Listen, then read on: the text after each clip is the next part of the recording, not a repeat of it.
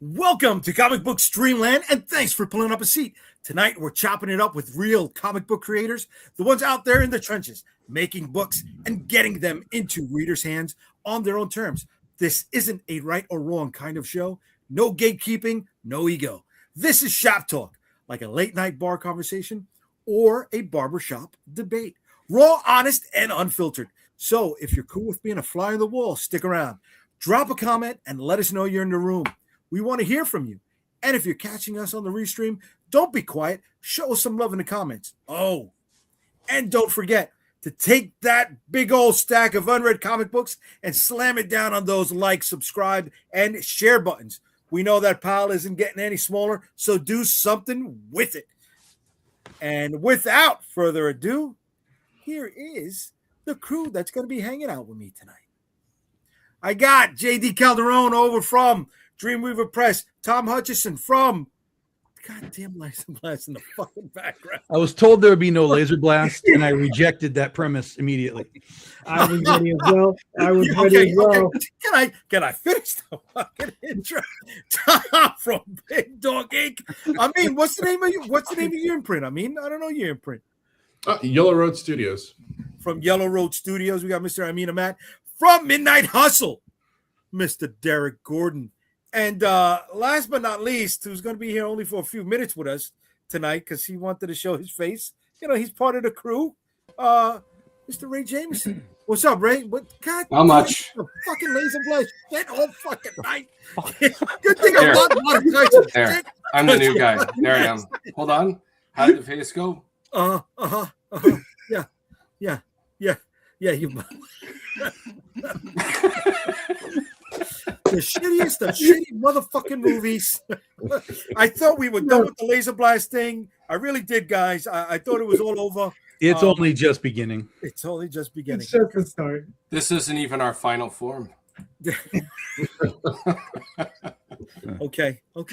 You see why I'm going to change mine out of respect. This is why I'm not even touching Breaking Bad, because look at how they take a small little snippet of something. I mean, look at how they take a little morsel and they've blown it into weeks upon weeks. Listen, the only reason people watch this show is for Laser Blast. Because of Laser Blast. Yeah. We already got people jumping in the chat already. Enigma, thanks. Okay, lovely. All right, what's up? What's going on, Enigma? How we doing?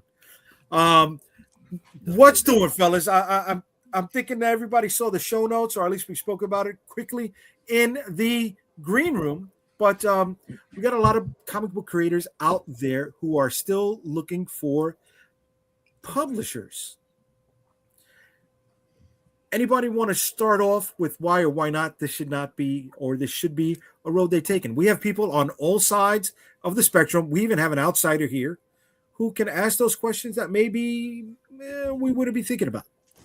Anybody want to start off on this? Don't all speak at once. Being the outsider, let me ask, when you say looking for a publisher, are you talking about say, hey, I'm an artist, I'm a talented writer, I'm a talented creator, but I need somebody like Marvel or Image or somebody to take my concept and put it on shelves and print it? Or, I mean, you know, just as opposed to self-publishing, like what most of us do.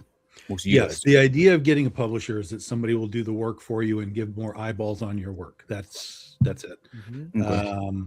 The idea of looking for a publisher is not really flawed per se in the general sense, but as I've said before, there's no money to be made in the retail market space, especially if you're paying someone essentially to do the work for you, because they're going to take some cut of whatever it is that you're doing. So yeah, if you get with a publisher that has any sort of relevance in the industry, even small guys, sure, you can get some eyeballs on your stuff for sure, 100%. You just have to treat it as an advertising or a marketing expense, because whatever money you put into it, whether, I paid to make this book and now it goes to the retail side and the money comes back, is probably not going to cover what you put into it. that's why a lot of times now the sort of the system almost is, I'm going to do a Kickstarter, I'm going to fund the book, I'm going to get it made, and then after that I'm going to take it to a publisher because it's all finished, and then maybe we put a new cover on it or something and send it to retail. And in that regard, you don't have to make as much money back because you've made it back on your Kickstarter. So there is sort of a new cycle of things that's been going on for the past few years. So let me ask this question though. In 2026, why would you want to get published? I mean, it's like, so back in the day for a filmmaker, they would have to find a company to say, hey, I got the script, I'm trying to sell the script or whatever the case is, and get a record label or a studio behind you just to give you the machine to push you. But in 2026, I feel like you guys have the tools. You guys have the equipment. You have the ability. You don't have it. False. Completely false. Because you said a key element there. You said a really key element. The machine. The machine. Yeah, but the machine is everything. The machine is everything, and the machine is not you. Yeah. Right. You are part of the machine. But for all of us to sort of, let's just call it level up, we would need the image machine. We would need the image machine to say, I am vouching for Tom. I am vouching for Calderon. We like his book. We're going to publish it. We're going to tell you to go buy it. We're going to tell the retailers to buy it. Now, if we were to do all of that, if I were to do that myself, I can still do it myself, but I have no clout. I am not Image Comics. I'm not Todd McFarlane. I am not any of those guys. I'm not Eric Stephenson. I am nobody but a guy trying to sell my own stuff. So the idea behind the publisher of whoever it would be that publisher has some aspect of clout to the retailer, who would then be the one deciding, I'm going to order this book and put it on my shelf because hopefully my customers, will want it. But the opposite would be, hey, why am I buying this book from Tom and Big Dog Inc.? I don't know who these guys are. Mm-hmm. Nobody's vouching for them, et cetera, et cetera, et cetera. So it's less machine. You still have a machine. You are still your own machine as a self-publisher, but to level up and really sort of make any sort of ripple in the lake, you need a bigger machine. But that's the thing. The machine is the value, right? The machine's already done it. They're going to do the legwork. It's like getting that rub. Like, hey, they vouch for me. They're part of the machine. We're going to put everything we have behind you, the money, the promotions.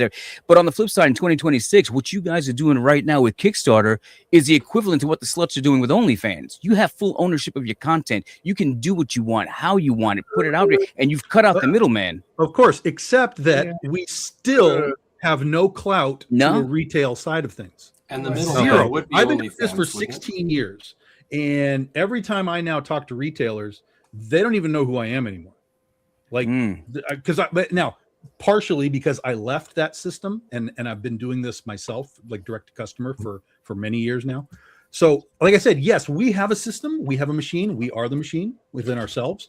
We can continue to do this the way we've been doing it, but to take another level up and have a different visual and a different sort of concept from retailers and from the larger audience. Like, listen to this.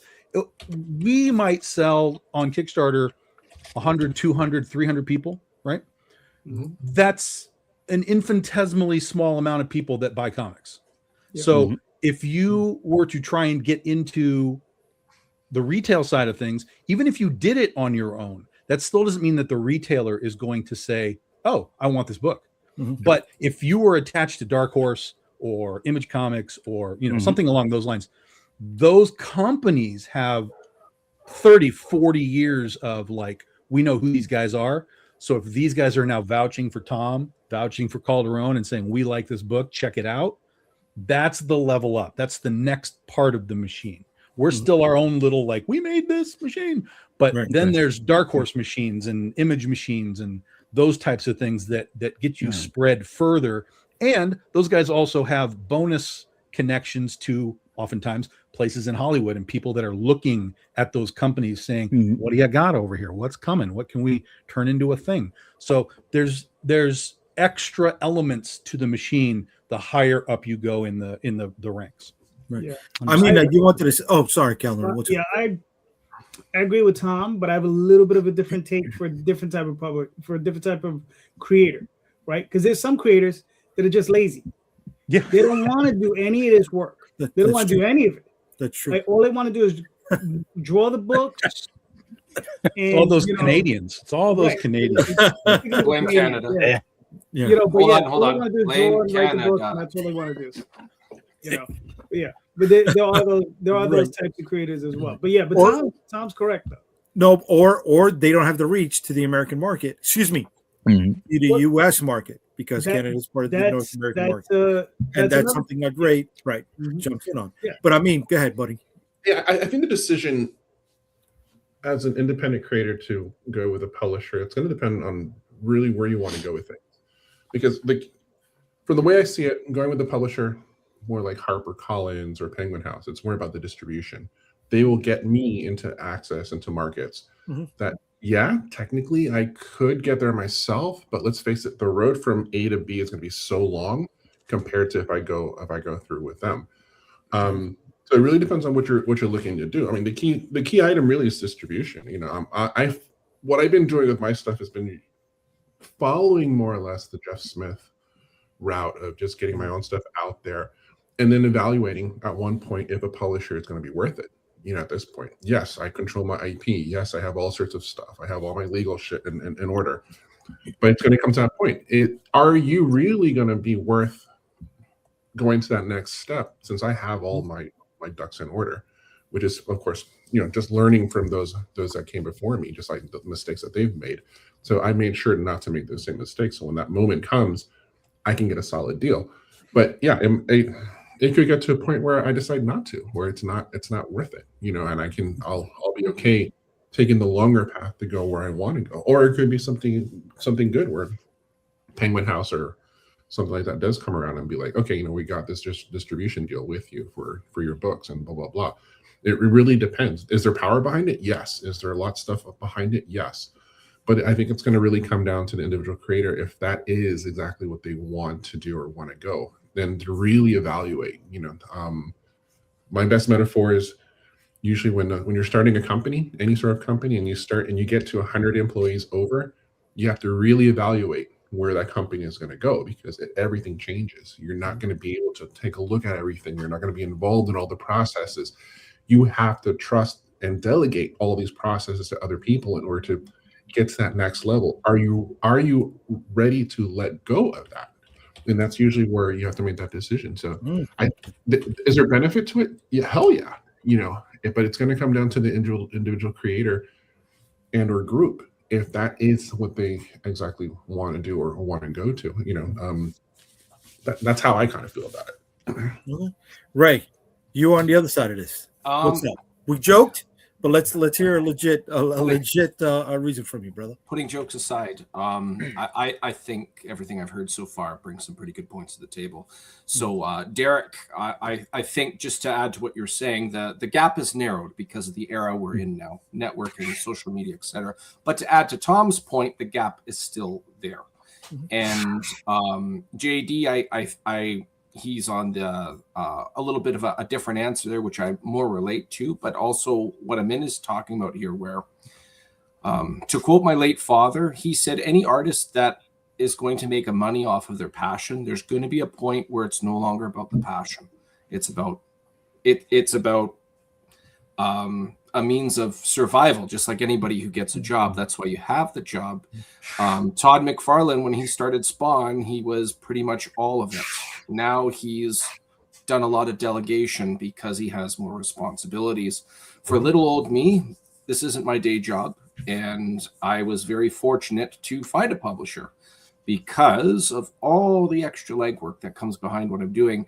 I had zero experience, and I was very happy to find somebody who happens to now be putting mine into distribution in LCS after this next Kickstarter's done. I'm very fortunate, never been on the creative side of a comic book. I got lucky, I guess. With that said,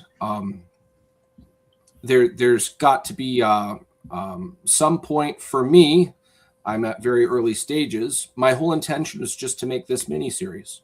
And I don't know what I'm going to do after this. I've had some offers. Some people want me to write for them a couple of short stories. Two separate individuals. I can't say who as of yet, but that's very encouraging, and I'm glad that I've been able to network accordingly. My side is obviously going to be, like you pointed out, I'm on my answer is going to be very different for all the obvious reasons.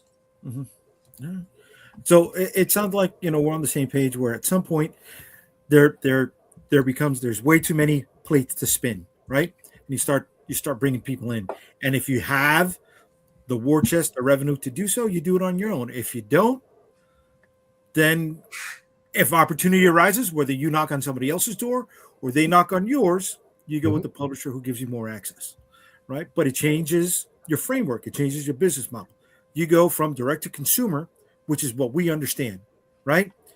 Selling mixtapes out the back of your trunk, right? Doing the jams and jellies, fresh market thing on Sunday mornings. How come no one sells comics out of their trunk?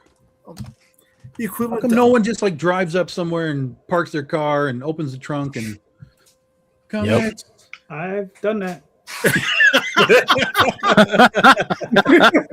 I've done that. Roadside comic sale. There we go. It was a Pittsburgh Comic Con, and we were just unloading, and some people just came up to us and said, "Hey." It's a pop-up shop in the back of a Chevy Cruze. There you go, baby. Hey, that Chevy Cruze got me around. Okay, I yeah, with that Chevy Cruze, baby. That motherfucker worked. But it's a mindset, right? And then sometimes there could be a possibility where some people don't even decide to go with a publisher, right? Some people become their own publisher. Look at Brian Pulido. He doesn't need to knock on anybody's door, right? But he's bringing in the revenue to but he started with somebody else. In the early days, he was with somebody else. But then he became his own entity. Sort of like with Image. They started with Malibu, and then they were just like, never mind. We'll do it ourselves. Oh, he started Chaos with somebody else? Yeah. Okay. He was with Eternity or something like in the early days. Okay. Oh, and then, yeah, that's right. Yeah. Yeah. Okay. And he wasn't there for very long. And then he was like, we'll do this ourselves after a couple of years. And then he was licensing stuff also, right? He did the same way the Image guys did the Captain America Fantastic Four. Well, he came in at the right place at the right time. He was there for when the toys were popping, and everything was, the speculator market was crazy. Like, he was there at that right time. He and Image and Billy Tucci and all those kind of guys came in right at the right time, where everything was exploding, everything was licensed out, everything was just I'm here's another check, here's another check, because we want to make another merch thing. And it was all working at the time too, hardcore working. Aspen had Fathom figures and all that kind of stuff. So yeah, those guys all came in at that right time, and it all just completely clicked, because that's where the pop culture market and the comic book market was just blowing up. All right. Okay. All right. So, I mean, at what point do you think somebody should jump in and look for a publisher? If they are struggling on their own to do the work outside of the creative side, you have to be able to do the creative side. If you can't do that, you can't be here. If you can't do the creative, you can't be here. But if you can do the creative, but you struggle with the business and you struggle with the outreach and all that kind of stuff, that's what a publisher can potentially do for you. Doesn't mean that they will go all in. That's where, again, there's levels of publishers, all the way up to like Image Comics as like the top place for indie creators, to get published. I mean, if you go to Dark Horse, that's good too, but Dark Horse is a company that's in big time flux right now. Nobody knows what they're doing. A lot of the smaller guys like Vault and Mad Cave and things like that, you're seeing them kind of go up and down all over the place. Distillery now, who knows what's happening with them. So there's no guarantees for anything.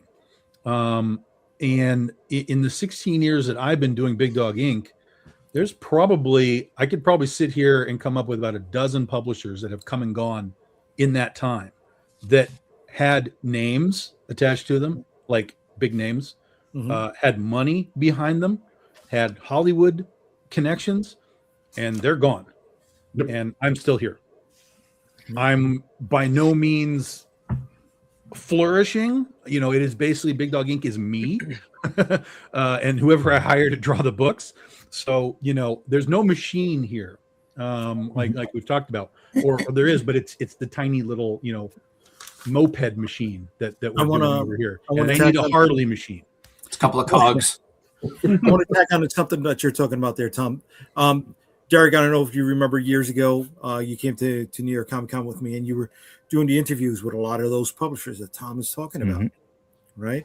A lot of them not around anymore. There, dude, I don't remember one that is still here, and that was 2012, maybe, I think.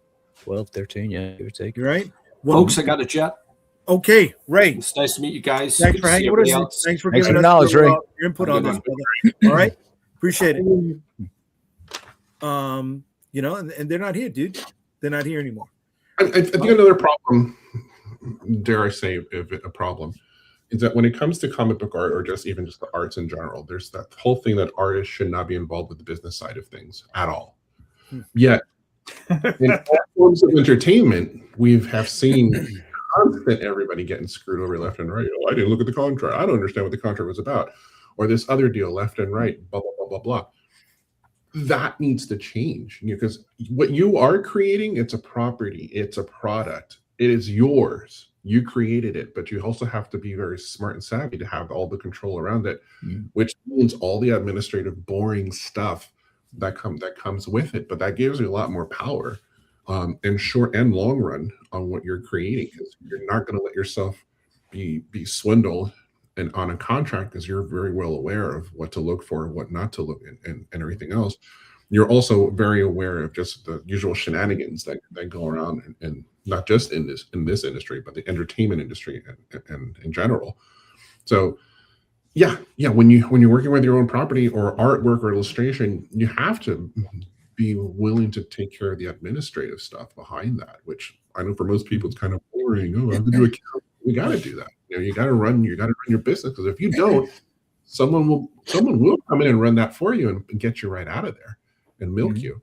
So I mean, that's one of many things, like Tom has mentioned. You know, over the years, like I've seen the publishers come and go, a lot of money, this and that, blah blah blah. And of course, once the dust settles and you start hearing about all the shady stuff that was going on behind the scenes, left and right, you know, give credit to Tom that he's still around.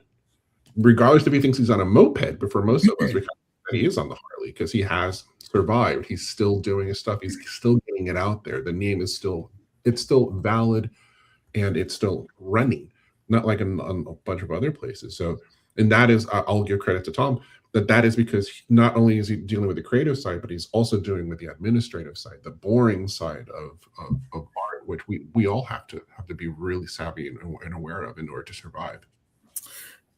Sometimes that part takes up a lot of the day, a lot of the work time. It's frustrating. Yeah. I mean, when I was, so Klaus Janson was my mentor for the longest time, and that was one of the chats we had. How do you do it? And he's like, well, that's easy. I have my work time, but the rest of the time it's with lawyers, my agents, this and that, blah, blah, blah. But that's the price you pay to do this. You know, he would mention, you know, John Romita Jr.'s schedule, which was even more hectic. He would mention other people's schedules. And he said, yeah, but all of them have to do with that other side as well. You know, you have your time to draw, but the price you pay, you know, as you get older or whatever, to be able to continue doing that is for you to manage all those other things as well. And of course, depending on how you are, then you have, you know, your family members and whatnot help you out with that, because it may be a little bit more savvy and whatnot, and aware of like accounting laws and whatnot. But that is the price that you pay in order to kind of continue doing this full time, you know, and ask anyone who's a professional at any level, and they're going to tell you, yeah, you know, yeah, I can direct a great film, but I got lawyers, I got agents, I got all this other stuff in order to help me continue doing that and to protect me as well. But that's, I think that if you're well aware of that's how the game is going to play, and then you're going to be a player in it, it should be no problem, you know. And I'll even go back to even Tom's comment about a week or so ago about artists, you know, kind of pushing back on edits on stuff. That's part of the game too, man. You know, your final product doesn't happen until it's printed. In the meantime, if you got to make a change here, you got to make a change there, that's the price you pay for wanting to get published and being in comics or film or whatever. Just do it. No, dude. Even after it's printed, it's not finalized because you go to the trade, right? And you can still make adjustments. You go to the hardcover, you make adjustments. You go to the omnibus, you're still making adjustments. It's always going to be refined. It's never ending. It's never ending. Right. But that's the price. Okay. Well, let me ask another question. Since it's obviously the publisher route is probably the ideal route. Everybody wants to say, "Oh, I got signed, I got recognized, I've been acknowledged." But how do you get on their radar in the independent comic industry? Because obviously, you can put your music out online, put your film online, somebody sees it, you go into the festivals and shit like that. But as an independent, like, is your pitch to them saying, "Hey, look, I'm very talented and I think I can do great work for you," or are you pitching your current body of work and saying, "Man, look what I've done. I built this fan base. I'm making X amount of dollars. Here's my valuation. If we were to work together, I could see us getting to that next level." What is the best pitch for a publisher to actually get that interest in your product? Because I don't think it's tough a game. pitch. I don't think it's a pitch at all. I think it's once you're making money, somebody else is going to take a bite of it, and then they're going to knock on your door. No, but that's not even really what happens anymore. I mean, unless you are somebody who's working for Image and you're seen, people are talking about you. If it's us trying to do the pitch, which is I think what Dara's kind of getting at. If we're like, how do we pitch? There's two ways. One is you're pitching your own thing. Hey, I make Critter. I think it would work for you as a publisher. This would work with your audience. Like, here's the book, et cetera, et cetera. The other thing is to go to publishers like, for example, what is it, Mad Cave, who does things like Battle of the Planets. They do books, so they're actually hiring people rather than looking for books. And in that case, that's a different pitch. So that's like, hey, I make Critter. I make this sort of anime adjacent thing. I'm a big fan of Battle of the Planets. I think I could write for this book if you had something that I could do. Do you have an annual? Do you have like a short story? Do you have something that I could like show you what I can do? And then if you can get that job, then it might lead to more jobs. But so but each publisher is going to be very different. Some publishers are just looking for who has a book that we can publish, and some are actually Dynamite Comics, for example. I went and pitched myself to them. I said, I can write this stuff. Here's what I want to write for you. And I was like, I want to write Bad Kitty for you, one of your Chaos books. So I pitched myself. I pitched the idea. I got the job. They did the book. But if I were to come to them and be like, I've got Critter, do you want it? They'd be like, no, we have all of this. We don't need your crap. But if you want to work for us, we might have a spot for you. Mm-hmm. And then you have to do the Kirkman route, right? Build up your name on something and then move on to something else. Yeah.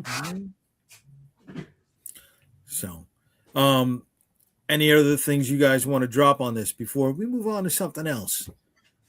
Right? Because I don't want to wait until we are an hour and 10 minutes into the program to answer the show question and they get chomped on later on, in the comments. Well, so I think the last word I'll say on this is that over the last at least decade, in the 10 to 15 years that I've been doing this, a lot of those publishers that were coming out weren't really there for the comics per se.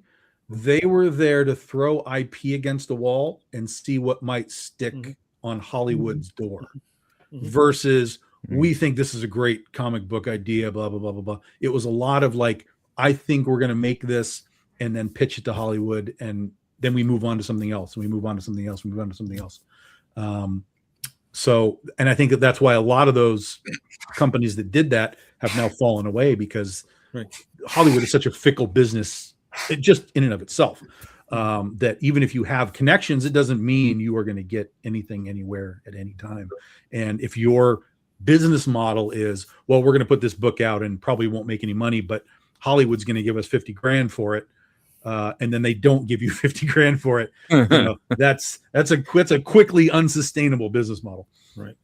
Well, I remember Boom Studios prior when Ross Ritchie still ran it. They had a first look deal with Fox before they went the Disney route, right? And that kept them afloat for a while.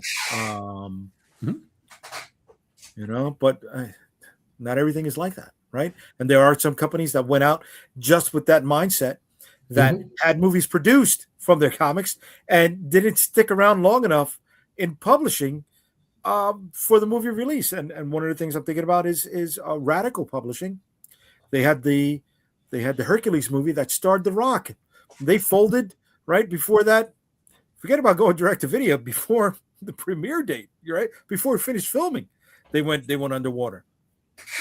Right? Yeah, but somebody collected a check and just decided to move on. Yeah, they did. Yeah, they did. And it probably it also didn't hurt the Hercules brand. Hercules, didn't they make no? They made Conan with Jason Momoa, but there'll be another Hercules 10 years from now. So like the IP is okay. They just said, hey, this is the biggest guy in Hollywood. He's a big motherfucker. Put him in there. Slap it on a poster. If it works, it works. If it don't, we don't lose nothing. We could try again in 10, 15 years. Right, but see, that's my point. Is like you're talking about stuff that they made things for the purpose of getting a movie done versus, hey, we made a movie. Let's go back to comics and do it again. They were like, nope. We made it. We did it. We hit our goal. Like you said, Rosario, I got my check. I can move on to something else now. It wasn't ever really about the comics. The comics were just a stepping stone, hopefully for them to, Hollywood in some capacity. Calderon, you want to finish up what you were saying there, though, bud? No, I mean, the only thing I would have to add to this whole thing is that, like, obviously, if you're seeking a publisher, if you're one of these creators or seeking a publisher, do like Amin was saying, make sure you have proper representation that's going to help you navigate those very, very murky waters, because you're going to get presented with contracts. And if you don't know how to read a contract, it can get crazy, so you're going to need someone who knows how to read a contract, meaning a lawyer, right? Yep. Because there is nothing worse than I could imagine than having your IP swiped out from underneath you because there's some crappy wording in a contract that says something like, well, we own it for now to the end of time and throughout time and space, right? Like the Action Lab thing. Right. You understand? And there are plenty of publishers like that. They'll be like, oh yeah, well, we'll publish, you can publish with us, we'll print it or whatever, and we're gonna own half the IP. You understand? It's not that they're taking half your profits from them publishing whatever they're publishing, but they're also taking half of your IP, which is insane. Co-owner. Yeah. Right. Yeah. So yeah, I mean, those are the things you gotta watch out for. You guys all have almost 2 decades of independent publishing under your belts. Is it still about the art, or now is it about the money? I think we got more. It's about all right, for me, it's always about the art, but I need the money to make the art because I hire artists and I have to pay them. Yeah. And I've said it before, and I have artists that rely on me to pay them, because I'm a regular paycheck for them. And they need. What do you think? I mean, it's funny because like when I was doing all the work that I used to do for IDW, Moonstone, and everybody else, it was for the money, which of course not much. Now it's different because I'm doing the stuff that I'm doing. I think having seen all the behind the scenes, it's definitely on a long term. If you own it and it's yours, you can make more money off of it, but you can profit off of it more than if you were just, oh, I want to draw Daredevil. Sure, if you're a hot artist, you might make some money, but you're not going to make the money, especially on a legit, because it's not your property to begin with. But if it was yours, aka Spawn, then yeah. But of course, as we kind of said before, that brings its own set of problems and logistics later on down the road. But initially, at least for me personally, it's about the story and the art. And if it goes beyond that, great. Then that for me will just personally be able to fuel the other stuff that I have there. But not really, because I'll still do it regardless. But it would be a nice, windfall if it does. I mean, at the end of the day, so it's always about the money. But Jay and I had this conversation. I was yesterday, the day before, and it was like, when you get into something and you're a creative, you're like, I got these great stories. I just want to share them with the world. And then the world is like, I'm good, and they're not picking it up, or they're not buying, or they're not clicking, whatever the case is. And then at some point, you're like, all right, I've been doing this for almost 20 years. What do you want to read? Fuck it, I'm gonna write that. You gonna pay for it? That's what I'm gonna write. At what point do you get there and like, let me give them what they want as opposed to what I want. You see this right here, though. No, You see this right here? if you're there, Right? you need to get out of the business, because if you're now choosing to, instead of write what you want to write some fad trend thing, which, by the way, still does not guarantee you sales. Just because someone tells you this is what I want, that does not mean they are going to actually shell over the $5 to buy it. There's plenty of people that will tell you that all the time. You know what you should do? You should do this and that other thing. Yeah, of course. Yes. And then those people disappear. They're gone into the weeds, and it doesn't matter. Always do what you want to do. Now, that's not to say that you can't take something that's popular. Let's just say the zombie genre for as an example. Zombies are popular. Okay, what could I do in the zombie world that I would think is interesting and unique and fun, and give my take on something that's popular? But if you're going to just start pandering to a line of like, well, this and this and this and this, and I need all of these check marks in my book to appease this group of fans, you're not creating anymore. That's not creation. That's pandering. But if you find a fun way to say, I think I can do something with zombies that I would enjoy, then you can run that path. Yeah. Two things. Oh, go ahead. Right. Well, I think there are writers, right? I'm specifically going to talk about writers. There are writers who can sit back, and these are writers who are not necessarily like us, where we're creators and we're making our own stuff and putting stuff. But they're professional writers who work within industries, whether it be television, film, or comic books, where they can be approached by an editor and say, listen, we need X, Y, Z, and we need this in 2 weeks. And they'll be like, yeah, I'll get you that script. And they never worked on it, never seen it before.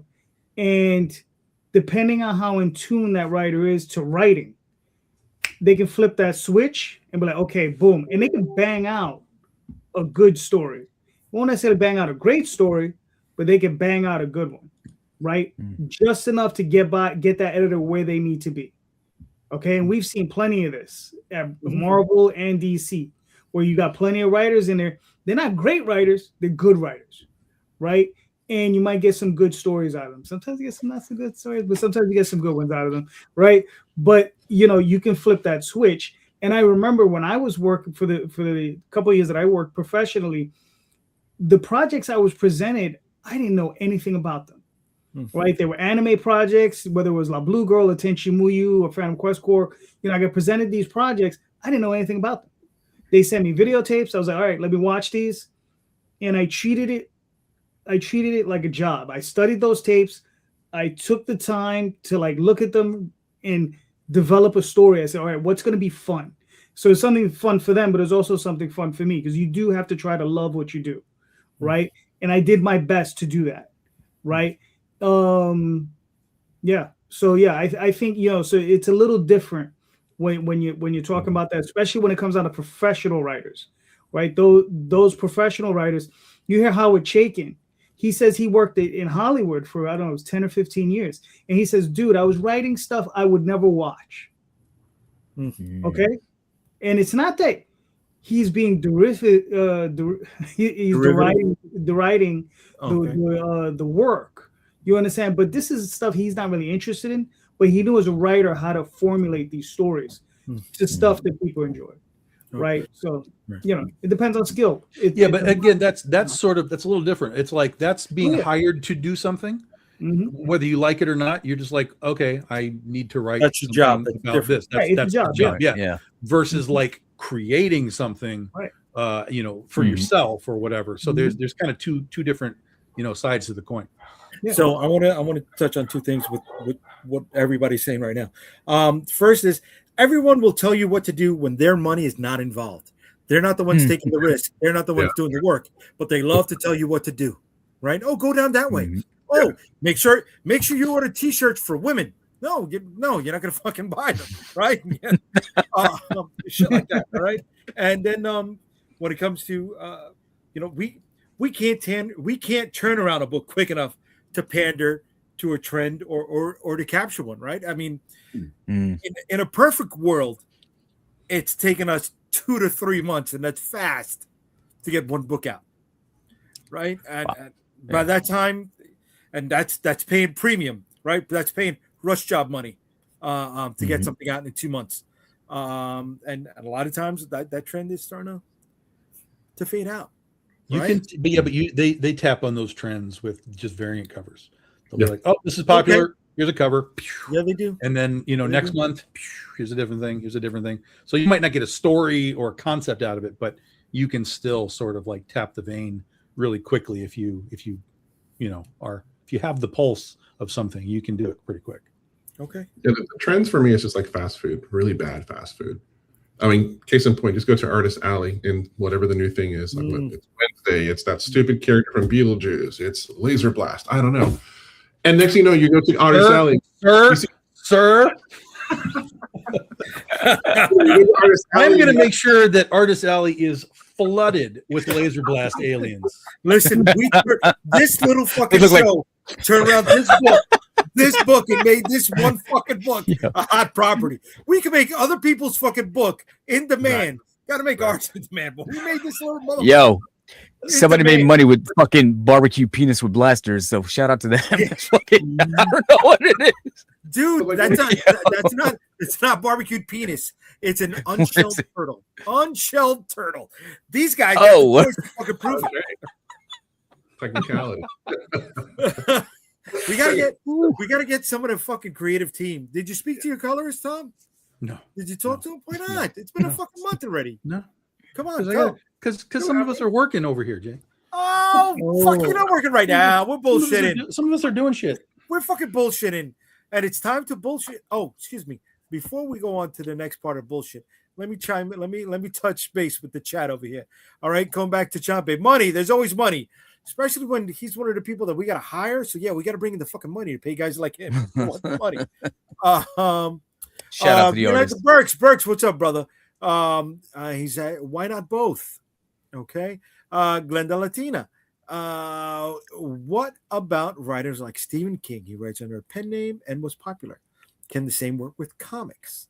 Oh, there's plenty of pen names in comics. Plenty of pen names in comics. What's the name? What's the name for a director when they don't want to be associated with a film?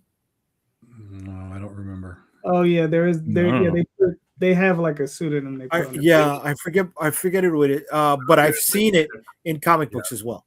That same name. I just don't remember. Derek, you're the movie guy. You should know that. I don't know. Alan Smith. There you go, Alan Smithy. There you go. Yeah, Daft chimed in. All right. Come back to Champe.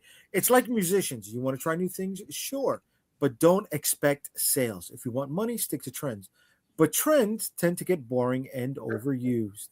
Got to find that dividing line, brother. And then, yes, Alan. Like that carrot, that little carrot that's at the end of the stick. Everyone's trying to chase it because you can get money off of it, but it's like it's going to jump from one thing to another, to another, to another. Right. Next thing you know, you spent 10 years in Artist Alley drawing all this stuff, and you may have made some money, but you don't have anything that's yours. Right. You know? Or you got sued because Disney decided to make a visit that one time to Artist Alley. So right. Even if you worked on the property, right? They'll still, it's terrible. They'll still come at you. Do not disrespect Laser Blast. That's right. That's right. Barbecue penis is disrespecting. That pecan will scoop up those fucking burnt dicks. I'm gonna screenshot that right there, and I'm gonna send that to Charles Band. There we go. He's gonna know we're serious about this. Yo, I want to see a movie, Laser Blast versus Mega Force. Oh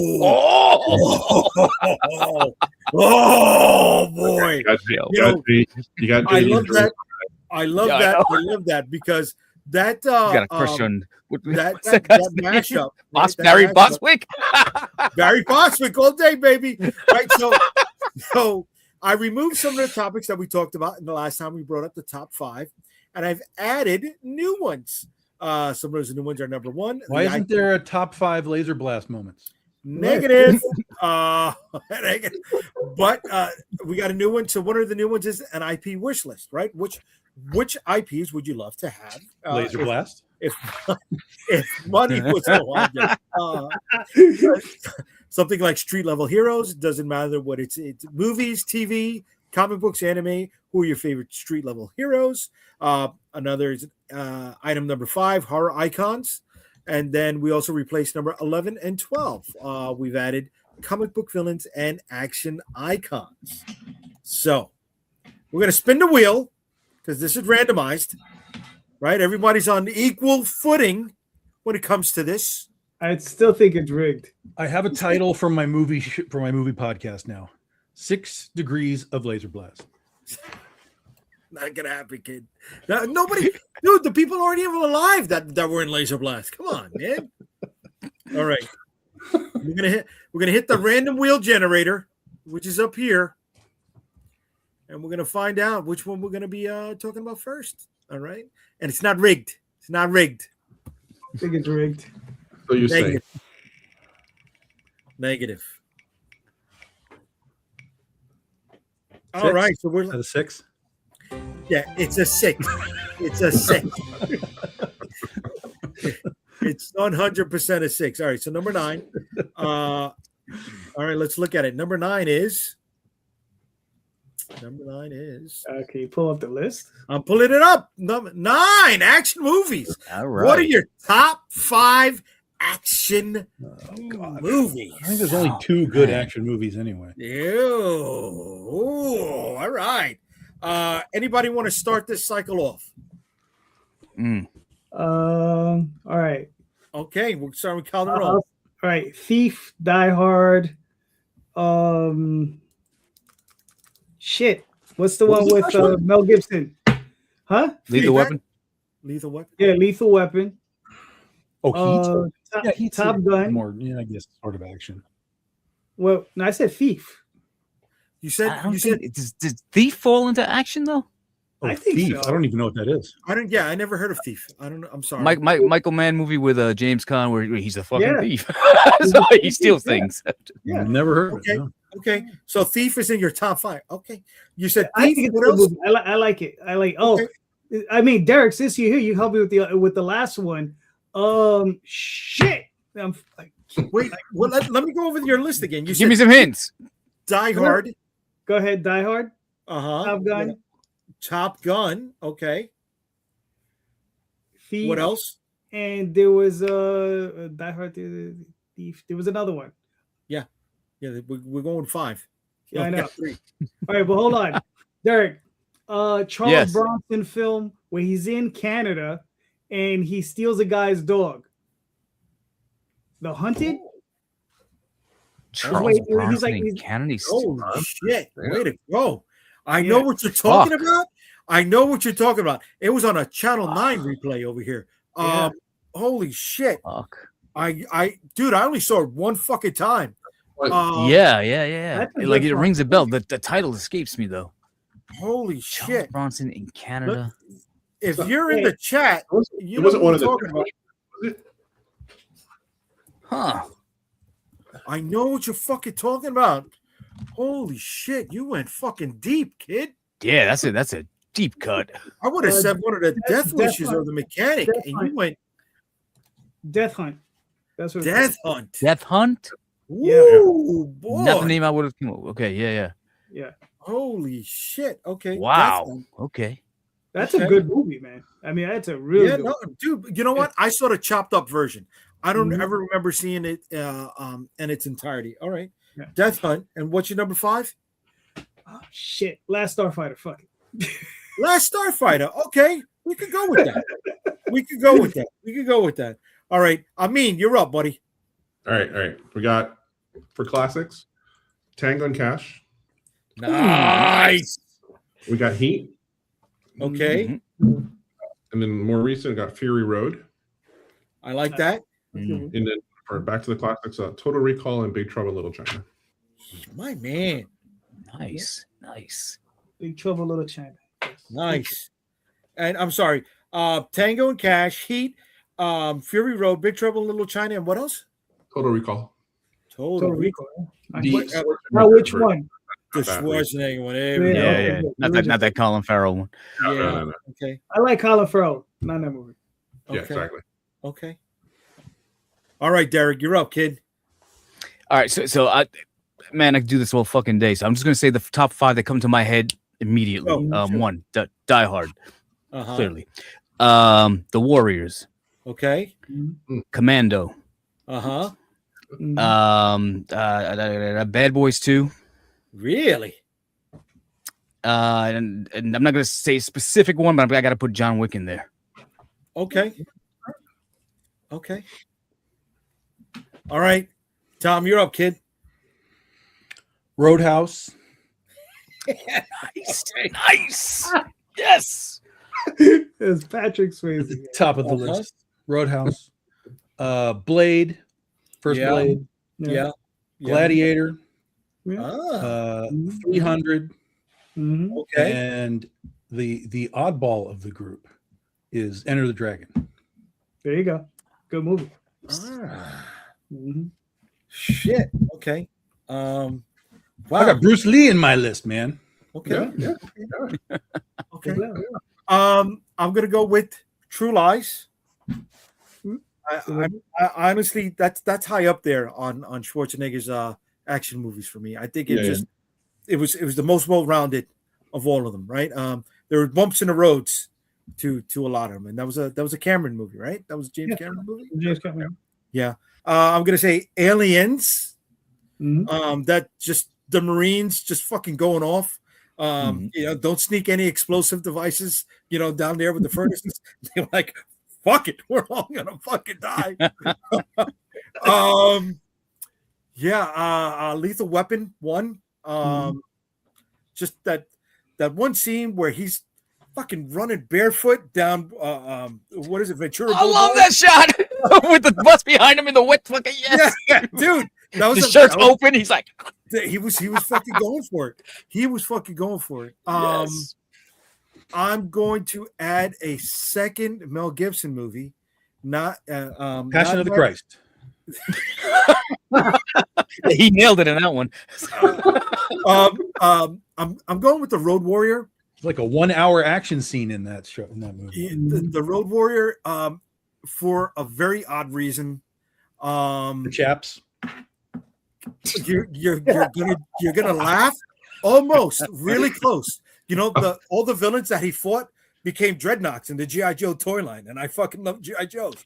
So with G.I. Joes, I got to fucking play. I got to replay the fucking. It was the chaps. It was the fucking chaps, right? Humongous wore the chaps. So were you tying Duke to the front of the Thunder Machine? Is that what you were doing?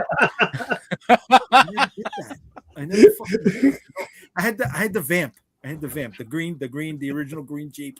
But yeah, no, dude, that's the Thunder Machine is a legitimate Mad Max. 100%. I never had the Thunder Machine. That was the thing. I was poor. Disappointed. I was poor. Yeah. So what did I said True Lies. I said Aliens. I said Lethal Weapon, Mad Max, and shit. For a fifth one? Muppets Take Manhattan. The Great Muppet Caper. That's the shit. There you go. That's the one I meant. Because that's That's what you meant. Great Muppet. Miss Piggy runs the motorcycle through the glass. Yeah. Yeah. Oh, not Gonna catch them the red-handed. water scene, What not color the are their water- hands? No. The coordinated water scene. Yeah. No. Fuck, man.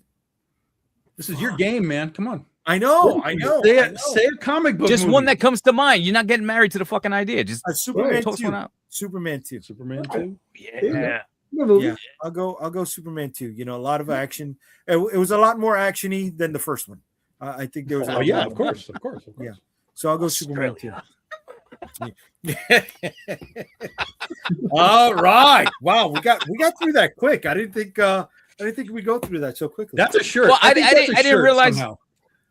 Huh? I'm gonna put Australia in quotes and put it on a shirt and just see if people get Nobody's it. gonna You know get what it. I mean? You say put it in quotes, Australia, and then / Lex Luthor, and just see if anyone really knows what the hell I'm talking about. All right. So look, we got some people in the chat that chimed in. So let's see what they said. Oh, the raid. Yeah. I know. All That shit's right, fire. Wonder Woman 84. That was a joke. Get the fuck out of here. Yo, ban him from the chat. Release the Gordon cut. Okay, the Raid. Yeah, The Raid. Damn right, William. Great fucking movie, Raid. Yes. But no. So going back from the joke, she's John Wick, Apocalypto. Okay, a Mel Gibson movie. It was loaded. Prey. Right, Okay. yeah. Ip Man Okay. and Train Spotter. Okay. Yeah. Okay. All right, Transporter. Transporter. Transporter, yeah. She said the Train train spotter. Yeah. Transporter. Train spotter. Trey, that's my. Jay hasn't made any money because he still hasn't hired a proofreader for his comics yet. Is that like the dreadnought? That shit got typos long galore. lost cousin, Train spotter? Calderon, you didn't need to laugh too hard at that one. You need to laugh so hard at that. Motherfucker. Listen, I read some of those books. I know what he's talking about. Motherfuckers. All right. Go back to the wheel. We'll go back to the wheel here. Okay. All right. So we gotta take 9 out of this. All right. Exclude number 9. All right, we're spinning her up. Oh, can't show that on screen.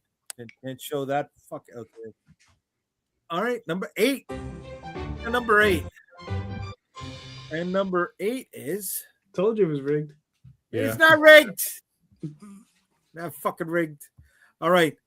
Number 8 is Ooh, martial arts. Okay. Damn. Martial arts movies. All right. We started with Calderon before. I'm gonna start with Amin this time, unless you're not ready. If you're not ready, we'll go to somebody who thinks they are. No. Yeah. So what I got so far, which is funny because 2 of them have the same word in the title. Okay. Enter the Dragon, because you have to have a Bruce Lee movie. Mm-hmm. The Last Dragon, because you got to have an 80s action movie in there as well. Crouching Tiger, Hidden Dragon. Okay. Is a good one. I'm still missing the last 2. So. Okay. Oh, You want time? Okay. Shit. What's the blind samurai guy? Satichi. Zatoichi. Which one? Zatoichi. Yeah, that one. Yeah. Okay. That's a I should series. remember. There's like fucking. There's like That's a good 30. stuff. Oh, it's a right great. there. Yeah, it's a great series. Yeah. Okay. So we got Into the Dragon, The Last Dragon, Crouching think Tiger, Hidden Dragon. A lot of fucking dragons. Yeah, 7 Samurai. With the last 7 one. Samurai. Classic, brother. Mhm. Classic. Okay. Anyone want to go next? Or if not, I'll just go to Derek. No. I'm still thinking this one out. Okay. All right, I can go next. Let's go, Calderon. All right. The Blade, not to be confused with Blade. The Blade. It's called Okay. The Blade. Yeah, it's a film about remember the old Shaw Brothers movie with the one-armed kung fu fighter? Yes. This is a remake. Far grimier. Okay. Like grimy as all hell. Great movie. Okay. Burning Paradise, another great movie. Burning Paradise. Good Called Burning call. Paradise. Yep. On Back, Okay. Hero, Okay. and Kung Fu Hustle. Yo, I had that on my list. Scratch. Okay. Hey, listen, we can repeat. No, it's cool. Tom, you ready? Oh no. Yeah, Let's hear it, kid. y'all are gonna love this list. Go ahead. So, Enter the Dragon. That's an obvious one. It is at the top of my these things forever. great movie. I've always loved that movie. Then we're gonna go to Bloodsport, Yeah, boy. which really should have been in the action realm as well, but we'll take it here. Okay. Then we're gonna go to Karate Kid 2. Two. Okay. Yeah. Then we're gonna go to The Matrix, Okay. Yes. Mhm. Movie Mhm. Foo. Tangential, and then we're gonna wrap this up, guys, with the classic '90s film, Mortal Kombat. Wow. What the fuck? Really? Yes, I'm sir. surprised. I'm You know surprised. what? I'm gonna say Hmm. there were legitimate martial arts masters In the film. in the movie. I'm surprised he didn't say what is it? Sho Kosugi's ninja. Oh, That's on my list too. Revenge of the Ninja. Not Ninja 3 The Domination.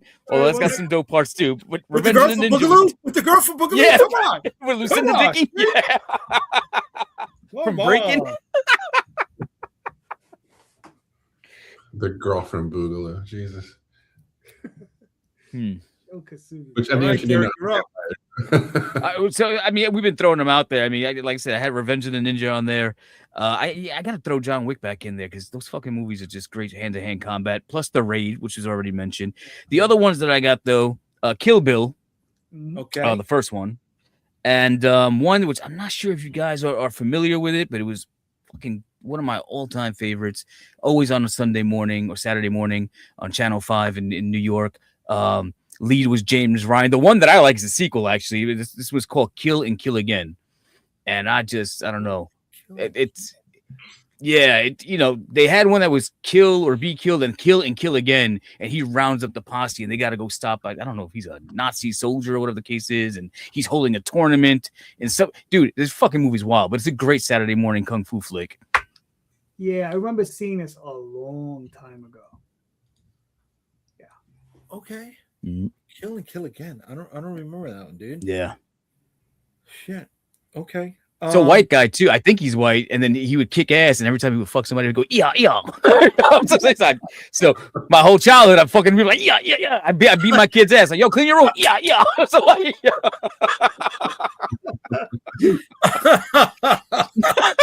Okay.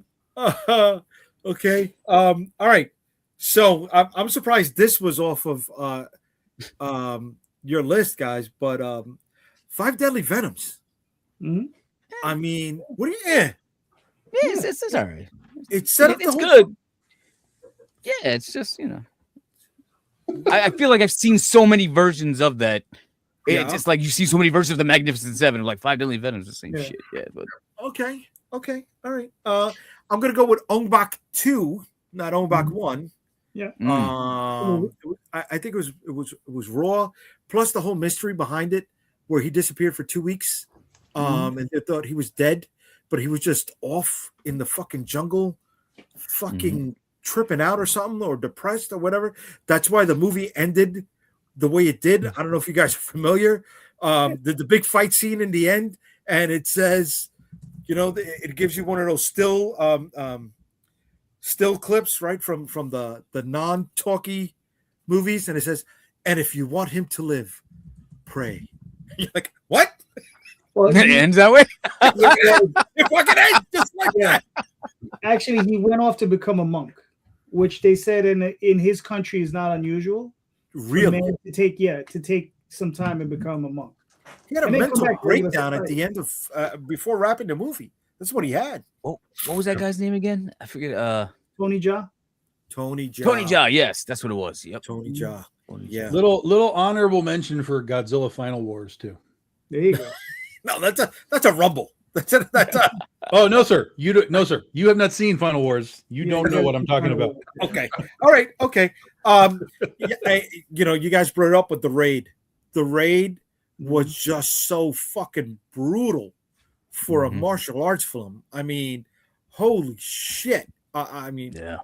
wow. I'm gonna go with Man with the Iron Fists from RZA. Right, he took his whole love. He does what we did, right? He took his whole love for the genre and just put it into this fucking movie. He had a huge cast, right? Because he had so many different sects. He had a wolf clan, a lion clan. He had, the Gemini twins. He had fucking Dave Bautista as Brass Body, and the thing that never panned out was the way it was supposed to tie in to Django Unchained. That they never realized, that's how the RZA ended up showing up all the way in China, because he was part of the chain gang from Django that escaped in that scene. And I'm gonna go Jackie Chan, Rumble in the Bronx. I know it's it's not an one of American those movie. It's not Jackie right. Chan, Not an American Cannonball movie. Run. Mhm. No, I mean, but And Roger Moore as himself. you gotta. Jackie Chan is up there. Jackie Chan is on the Mount Rushmore Oh, of yeah. martial artists, man. Yeah. You know, I think it was Operation Condor where he almost died, right? And they showed it where he jumped from the fucking fortress to a tree and the branches broke and he just kept dropping on branches until he slammed the back of his head. Yeah.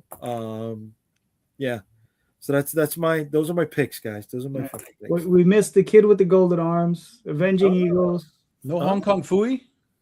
No Hong Kong Fooey. No Hong Kong food.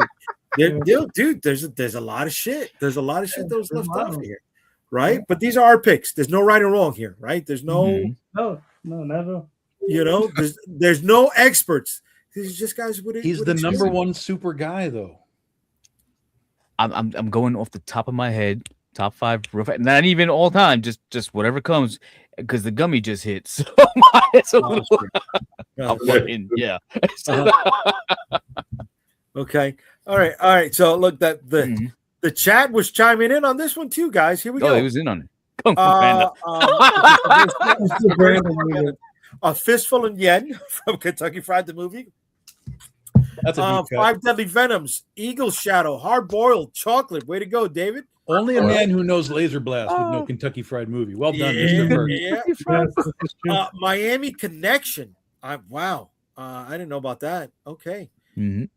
Anything Jet Li. Kung Fu Panda. No, okay. Oh my God. I can't believe I didn't fucking put this one down.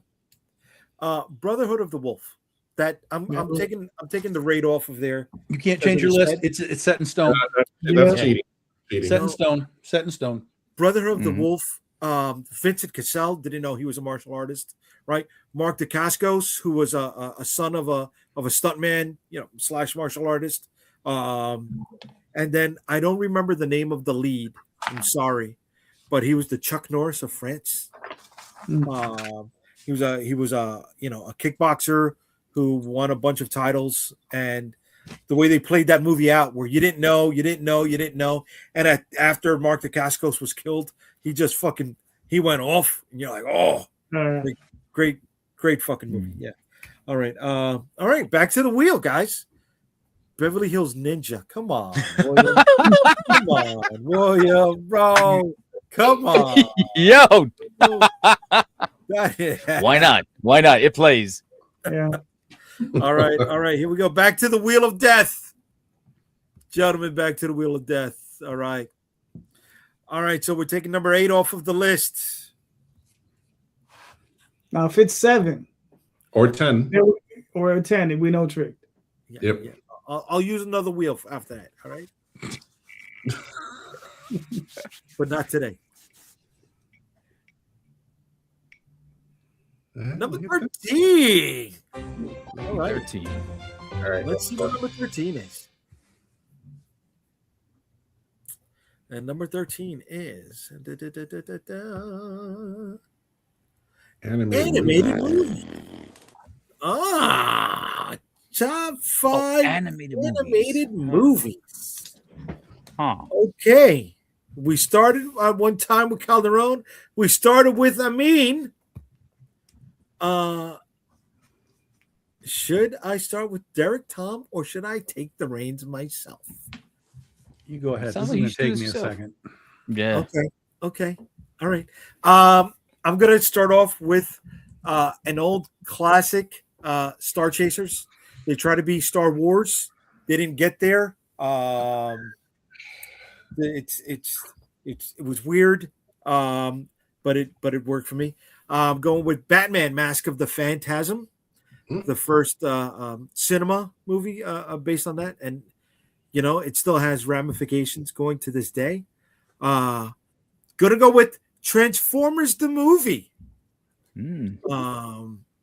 It was a seminal piece for any kid who was between 7 to 11 years old, right? Daddy died essentially in that flick, and It was tough. It was tough. Shit. Shit. Okay. That's 3. Shit. This is.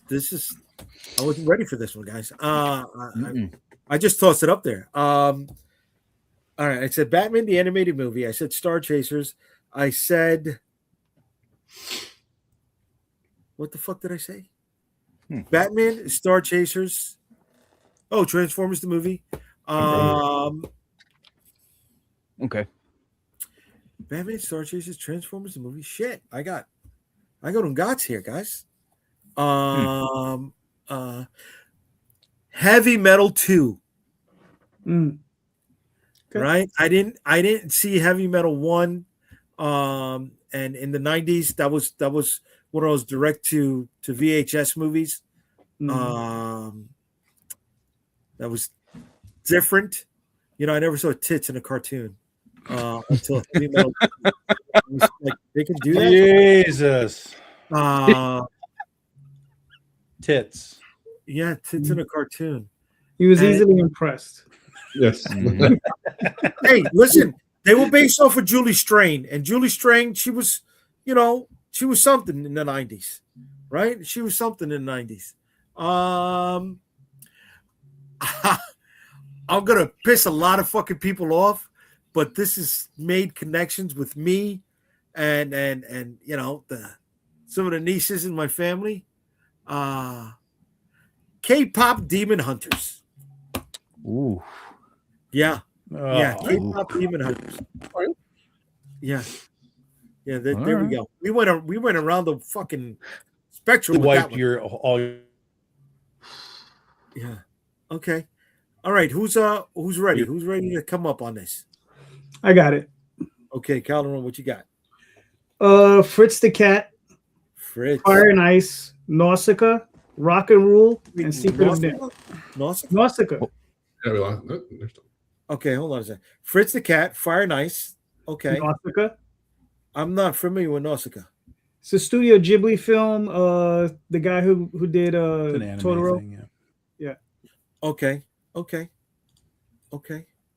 else? Rock You got? and Rule. Rock and Rule? What was it? Hulk Hogan's thing? No, Rock I and just Rule. watched that the other day. That's funny. That's a it's a weird Nirvana fucking film. movie. Yeah, Yeah, it's a it's a Nirvana weird film. Really? Um, Okay. yeah. A lot of good music in it. Okay. Secret of Nim. Ooh, Secret I and can see that. Nim. That's a good call for you. Okay. Mhm. All right.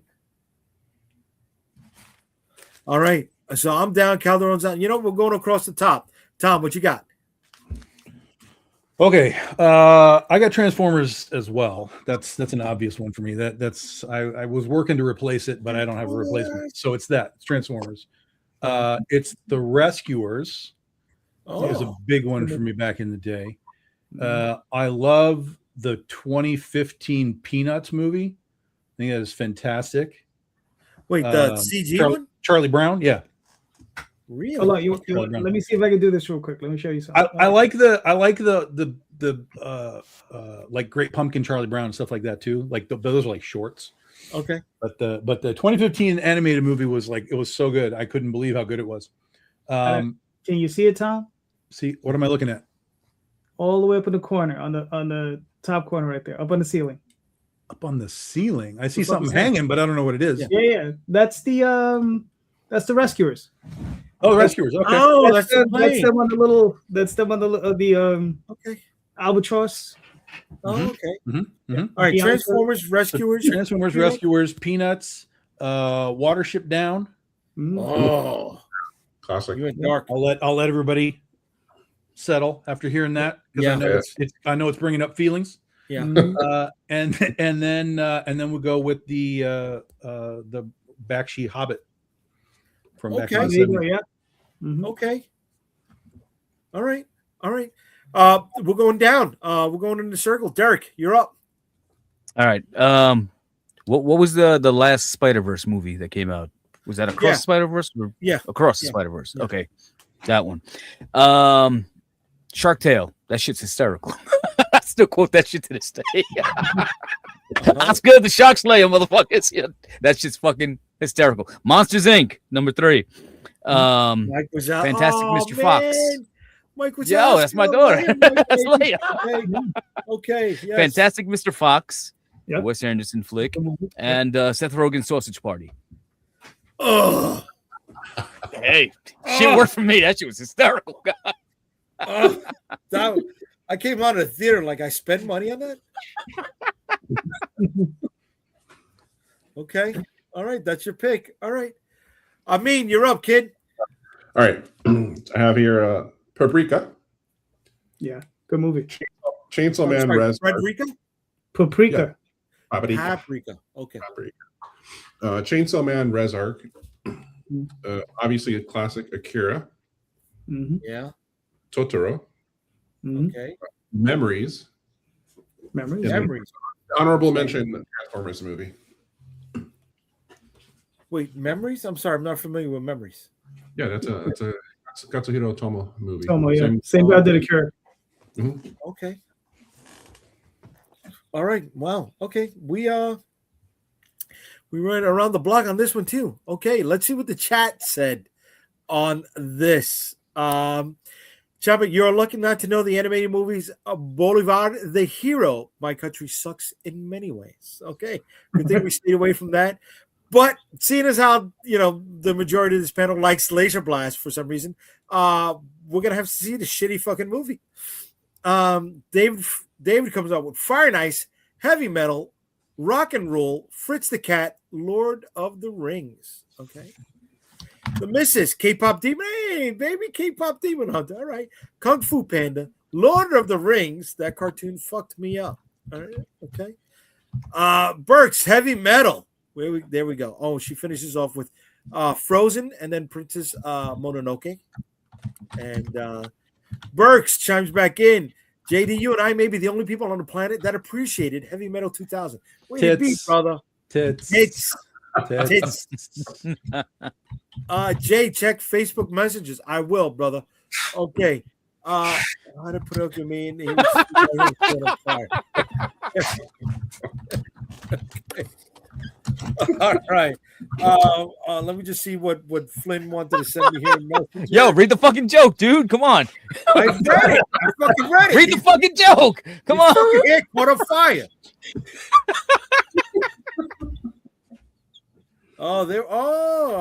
Okay. All right. So we're on rock and roll. Hold on a second here. Since we're on rock and roll, somebody wants me to show you guys something very important to Comic Book Streamland. Or excuse me. I'm a little shocked that nobody had Roger Rabbit on that list. Oh, that's a good movie. Okay. Jay would have Jessica Rabbit showed her tits. If she did, yeah. Well, you would have gotten more if you got the laser disc, which is pretty rare. Wait, wait, she shows tits in there? There's she does not the tits. The other way. Oh, the other way. Red bush. Yeah, there's bush, full bush. What? On the laser disc, there's one frame. I forgot the scene. Tom might remember that one. Yeah. He's coming out of the car, and they animated full blown, just that one little frame. The Rescuers has new. They did a Sharon Stone thing. The Rescuers has tits too. Really? There you go. Rock and roll. Rock and roll. Way to go, Dave. All right, brother. 9.8. I was surprised by that movie because I hated Heavy Metal. I was like, this is some trash. I don't like a lot of those movies, but this I just watched just on a fluke because I was like, all right, let's just go. And I was like, this is kind of cool. I dug on this one. Yeah. Remember, we haven't spoken to in a while, but remember Celestri? Yeah. Yeah. He did the cop and a couple of the other characters, and like I think the sister. The sister with the roller skate. Oh, I'm talking to Tom. I like. Okay. I don't know who Celestri is. Mark Celestri. Celestri, for you and for Derek, and I don't know. I mean, if you know, the only good part of the Star Wars Holiday Special was that animated short of Boba Fett. Yeah, John Celestri did that. He drew that sequence. Oh, okay. Yeah, but he also worked on Rock and Roll. Got it. And he did. You remember the two big guys, their sister? Oh, Cinderella. Oh yeah. Yeah. He animated her, and he did Mylar, and I think he did the cop. Okay. So was Selectri a Bakshi guy, or was he the other one, a Bluth guy? He was a freelance guy, bro. He was worked a all over. freelance guy? Yeah, like I mean, I haven't spoken to him a minute, but he says he's worked on He-Man, She-Ra, Right. G.I. Joe. He did, he wherever I think a paycheck was coming, he was there. Right. Yeah. So, Oh man, I mean, Got to talk to him about doing some animated laser blast. you gotta get the license for might that. be Frank. able to do it. All right, we're gonna get back into the top 5, but before we do, I want to show you guys a couple of the projects that are going on right now on Kickstarter on behalf of the panel today, and I'm going to start off with my man Amin's book, The Road to Oz. Amin, you want to tell us quickly about the book, brother? Yeah, this is chapter 3 of 4, and in this particular chapter, we get to see the rekindling relationship between Scarecrow and Dorothy. But as per the cover and the images, we have somebody that we thought that was gone is reemerging. Okay. And I'm putting the link to that book right now in the chat. So for anybody who is interested, you can jump right on it. You got 31 days to go. You're halfway funded. You got 52 backers so far. All right, brother. Way to be. You got this working on. You got some of your.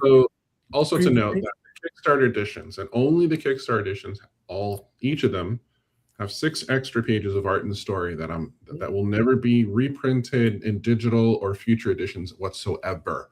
So if you get a Kickstarter edition, those are pretty damn exclusive, because you're not going to see those pages anywhere else, unless you want to buy them, which I do have them for sale. But outside of that, you're not going to see them. Okay. Why are you going that route, bud? I provide some exclusivity, and for the fact that if and when I do go with a publisher, then at least these have some sort of like value, rather than kind of like, oh, why do I want to buy those things if he's just going to have them later on in the graphic novel? No, okay. It's also the whole point of the Kickstarter. It's kind of like, something unique, something different.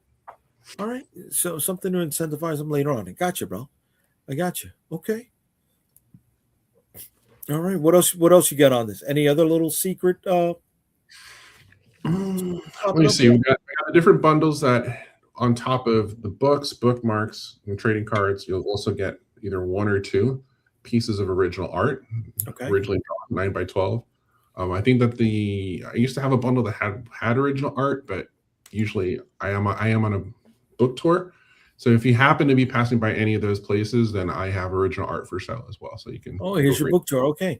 June 25th and 29th, you're at the American Library Association Conference in Chicago. The 11th, you're at IC3, Indie Creators Comic Con in Jacksonville. 28th through the 30th of August, you're in San Jose, California. GalaxyCon. You're at Tampa Bay Comic Con, September 5th through 6th. And October 27th through 29th, you're at the Novena Feria de Comics in Rio Piedras, Puerto Rico. Oh, that's right. Wait a minute. Look at that. All right. So just a quick reminder again, folks, the link to The Road to Oz is in the chat. Jump on it. Let's keep that train going. Let's help Amin out. And let's remind people why we put books in demand, because we got a lot of folks who back the stuff that we jump on. And how the fuck did I lose the screen? All right. Gonna quickly show Mr. Jameson's book, even though he took off on us. He left us. He didn't want to have fun with us. But he's got 21 days. 3, 2, 1. Okay, turn it off. He's hit his goal. This is the Madcaps. He talks about it quite a bit. We know from hanging with him. Is it showing up on screen? Yeah. Okay. Yeah. Okay. It's right there. Yeah, so he's got 21 days to go. He is funded. And why can't I put this up in the chat? God damn it. I need a producer here. I really do. And I Mm. know Derek is like, that's why I cut up the stuff. That's why it's I never do it I live. don't go live. See, but you got to go live, baby. You got to. That's what this is all about. You got to fuck it. You know, you're raw, you're honest. And I reposted the fucking thing, not in the comments, but in the private chat. Okay, so here we go. Good job. He's in the. It's in the comments, folks. All right, and really quickly, once again, he's hit his goal. He's at 38 backers. He's got 21 days left to go. It's about D&D characters living, their life as the people that they play in the game. He's got a bunch of covers. This is the Javier worst Gutierrez. pitch in the history of pitches. Sorry, he's not. That's why he should have been here to pitch his book. But I'm gonna help him out. But what's funny is you're just pitching it completely wrong. Like you're pitching a completely different story, which is really funny. I wish everyone just I'm not trying to bury Ray's book. I'm not trying to bury Ray's book. It's a good book. It's a good book. But yeah, go right. If you like Dungeons and Dragons, it's a Dungeons and Dragons style fantasy story. You will be just fine. Yeah. There we go. Thank you, gentlemen. Thank you for helping me out and Ray out, even though he's not here to fucking promote. Charge that guy $3. You know what I'm saying? That's our copies coming this way. And if I can take a second, yeah. What's up? These. Oh, I gotta turn the thing off. You want a single? Here, we're gonna give you a single. I'm gonna turn my my stupid thing off back here too. Yeah. No, Tom, that is not stupid. There we go. All right. These are here. They're not here. This is the prototype. Very nice. Okay. The final book. This is the hardcover. This is the sepia dust jacket. There's the regular inside cover right there. We got the red outside on the pages. Nice. So this was the final proof that they sent to me. There's the back art. Oh, nice. I like that. Cool. I like that, bud. On the side. And then there's the trade paperback as well. Big honkin' trade paperback book right there. Yeah. So these are officially on their way to me now. Way to be, bro. Yeah. Cool. Way to be. Those are some knuckle breakers right there, kid. Oh, yeah. Yeah. These are good spider killing books. Uh-huh.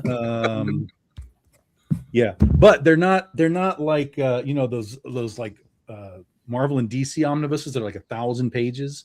Like they're just too unwieldy. This is about half of that. It's 512 pages. So they're still big. Okay. Plus they're oversized too. So like let me grab a book here. Here's like the normal size of a book comic, and then you can see the extra size all the way around. So it's oversized as well, and they are freaking beautiful.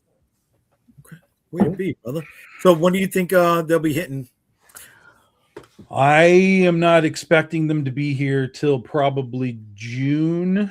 They might be here sooner, but June probably. And then everything's here. So as soon as they are here, I'm sending them out the door. I'm in the same boat. For those of you who are watching that did back me for the last Vicky Sticks campaign, we got the books on their way. They're coming in from China. It's going to be a minute. I didn't expect it to be this long. But that's those long roads, baby. Those long roads. But we're looking forward to you shipping out those books there, Tom. Yeah. All right.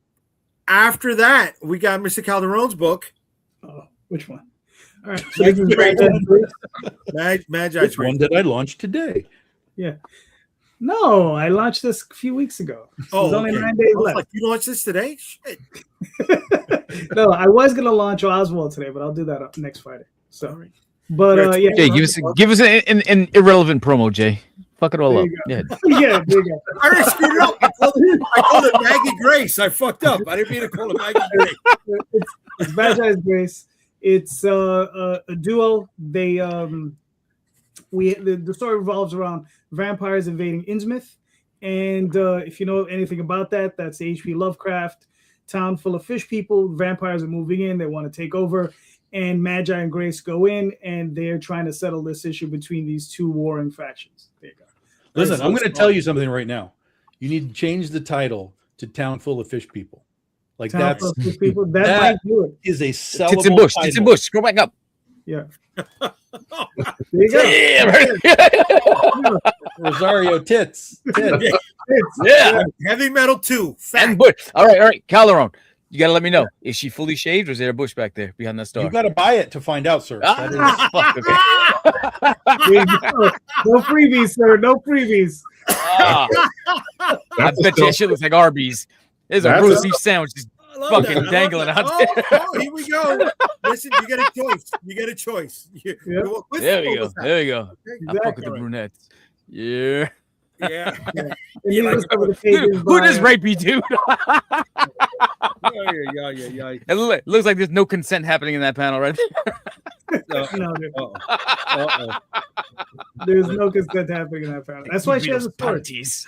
That's why she has a sword. There you go. Calderon, finish this up, kid. All right, so this is the artwork. This is the interior pages of the book. This is all illustrated by C. Michael Lanning and colored by Champe Ramirez. There you go. Champions in the So chat. this book is about a guy who discovers that he's actually inside of a computer. That's what this book's about, right? Right? Rosario? That's what Jay Michael- Bad pitches from me. There we go. There you go. You know what? That's going to be the next segment. There we go. It's going to be the next segment. Bad pitches from Jay. There we go. All right. All right. And then Calderon got one more that he's promoting. Yes, I'm the Mr. publisher. Ron Espinoza. Yes, Rod Espinoza, Adventure Finders. Oh, he just made some money with the JD bump. So There that you go go. up, baby. So that go up. Yeah, okay. Well, yeah, it did. It But just went up. It just went up because it's on my show. It's on my show, so he made fucking money. It's in demand. Jay's calling himself the machine now. Damn right. What we do, baby. That's what we do. Crab cakes and football. That's what we do. all right. So the Adventure Finders is if you like D&D, if you like Lord of the Rings, Game of Thrones, Rod Espinoza. This is his long-running webcomic published here. It was at one time published over at Antarctic Press, but this is the first 5 issues, all extended. It has a bunch of new pages. I mean, like these books, when he has them on their website, like I think when AP was doing them, they were only like 24, 32 pages. His books on his website, though, are like 48 pages. Oh, wow. So, yeah, so they're thick. And, you know, Rod is a really accomplished artist who worked with Dark Horse for a while. And like I said, AP and a bunch of other companies. And, I mean, you know, we're just honored just to be putting this out for him. He's in the Philippines, so he can't do it himself. So we're facilitating that for him. So, you know, go check it out. There's signed editions, remarked editions. We have a hardcover available. And, you know, the trade paperback as well. So, you know, go check it out. We got another 27 days left on the campaign. We've already fully funded. And that's pretty much it. Go check it out, man. It's a fun book. Yeah, I'm looking forward to getting my copy. These are also going to be in the comment section. So just click on the link and jump aboard. All the books that I mentioned today are in the comment section, folks. All right. And yeah, I like that. I like that segment idea. Jay's bad pitches. Okay. Before we go back to the top 5, let's see what it says in the chat here. No more live streams for Jay. Damn, come on. I'm not even drinking. And it's pronounced Magi's. I thought it was Magi's. Okay, so it's Magi's. There you go. Magi is Tits great. and Magis. There you go, baby. All right. All right. Back to the top 5, guys. I think we could get 2 more in before we call it a night. So let's see what we got here. All right. So we got 13 off of the list. Let's see where we're at.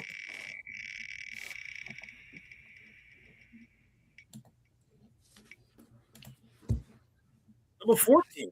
What is that? Rigged. I am seeing a pattern here, though. I've got to be honest. I am seeing a fucking pattern. Told you it's rigged. It's Yep. not Yep. rigged, but I'm seeing a pattern, right? It keeps going to the next one, unless it needs to be more. All right, number 14. Oh, horror movies. Horror movies. Derek, you got lucky tonight because we don't normally hit all these live action jammies. Right. So horror movies, top 5 horror movies for the guys. Let's see. Does anyone want to go first? Is anybody ready here tonight? We did Calderon first. We did Amin first. We did me first. So we're up to Tom and Derek going first. Either one of the two of you are ready to take the lead on this? I'm close. I've got 3 on my list. I'm thinking this out.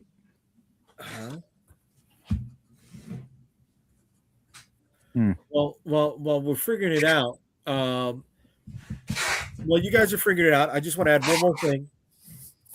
For those of you who've been following us for a while, you know that Calderon, Tom, myself, Marvin Wynn, and Rob Multari have a creator trading card crossover set going on right now. And not going on right now, going on for the entire year.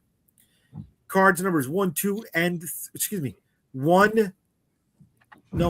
3, and 4 have already been released, and they are part of people's Kickstarters that are going on right now. Card number 6 is now available in Rob Multari's Legends of the Snowpaw campaign, and card number 1 will be released at the end of the month with Marvin Wynn's campaign, the Edge trade paperback, collecting issues 11 through 15. So the other 4 cards will be released throughout the year. The back of the cards will have a nice puzzle campaign that will be revealed when you have all 9 cards collected. And if you missed any of the campaigns and you want to get some of the cards, just hit those link pledges for any of our books. And if you've been following us and you know where to follow us, you know how to get that. All right. Tom, you ready?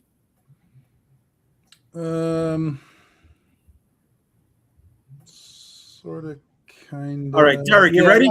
I'm good. If he's good, he can go. Yeah. All right, Derek. I mean, these Jerry. All right, so you gotta go Exorcist. Exorcist is fucking iconic. Oh, It's just Yeah, he has it on his shirt. Who has it? Is He's it? got the thing. Oh, the Thing. Yeah, not the Exorcist. He's got the thing. No, I'm just saying, No. work his asses. So I got the Exorcist. I'm gonna put I gotta put the original Halloween, the 1978 John Carpenter Halloween, one of the greatest slasher films of all time. I gotta put an honorable mention to Friday the 13th Part 3, but it's not really on my list. Part 3 is so bad. No, that's what I love that one. It's good. Listen, you can love it, but you gotta accept that it's bad. It's a bad. It's not movie. good. I mean, what horror movies are actually good? That's fine. The horror film that I still have nightmares about is Toby Hooper's Salem's Lot, even though it was a TV movie. Yeah, boy. Fucking movie to this day, so I have nightmares about that.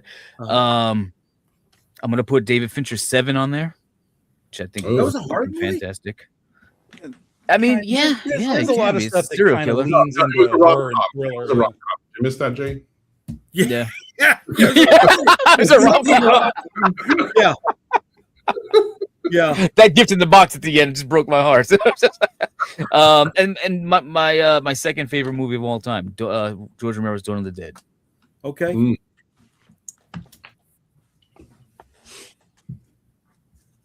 Okay, Tom, you're up, kid.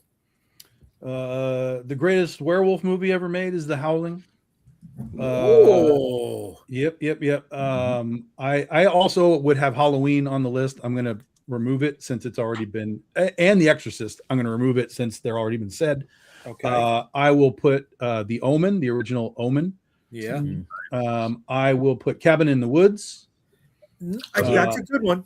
Yep. Yes. I will put Poltergeist, the original Poltergeist. And on number 5, I will put The Evil Dead. The original Raimi one, though, right? Yeah. Mm-hmm. Okay. Do you like the original one or Part 2 or Army of Darkness? I like both. Well, Army of Darkness is a completely different movie, but watching Evil Dead and Evil Dead 2, I still kind of lean into the first one.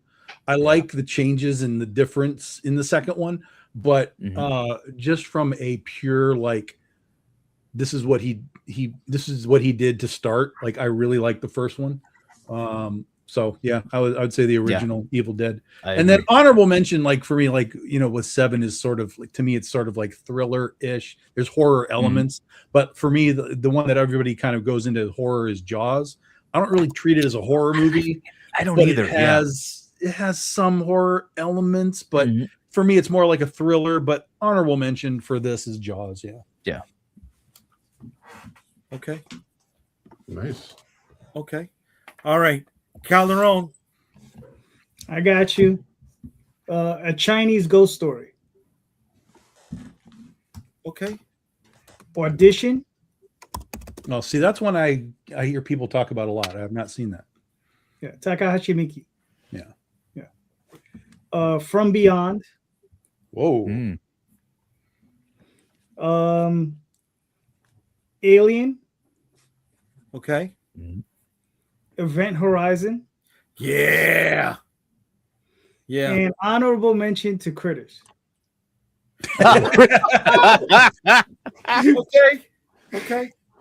Okay. All right. You are up, Amin. Get out of my house. I love Dee Wallace in that movie. She's great. All right, so we got a wild card. Dead Alive. Oh, Peter Jackson. Wow. Yeah. The obviously Blair Witch. Yeah. The original one. Oh, Yeah, first one. Psycho. Okay. The Entity. And The then Entity? one more. Yeah. Entity is a weird one, yeah. Yeah, so Oh, you said entity? Yeah. The Entity. Okay. And then You know what that is, Rosario?